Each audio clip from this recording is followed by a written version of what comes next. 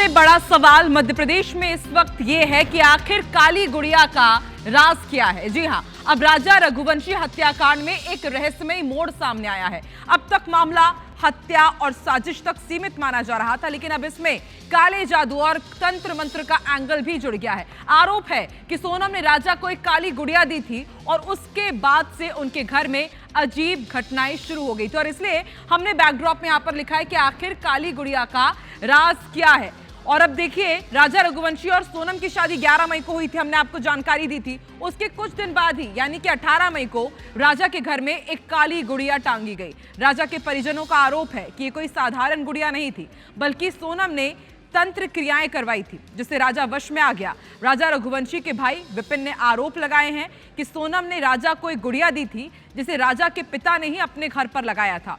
इसके लगाने के बाद घर में छन छन की आवाज भी आती थी, जैसे कि कोई पायल बज रही हो।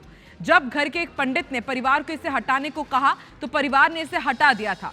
राजा के भाई ने अंदेशा जताया है कि सोनम ने राजा पर कोई तंत्र क्रिया भी करवाई थी। शादी में गए थे और शादी में से सोनम उसको मंदिर लेके गई थी, और मंदिर में से जो एक गुड़िया थी काले कलर की, उसको इस प्रकार से सोनम ने राजा को दी थी। राजा ने फिर 18 तारीख के दिन देखिए गुड़िया टंगने के बाद में जो है राजा के कमरा जो है, राजा के कमरे में से आवाज आती थी, छन छन की आवाज आती थी।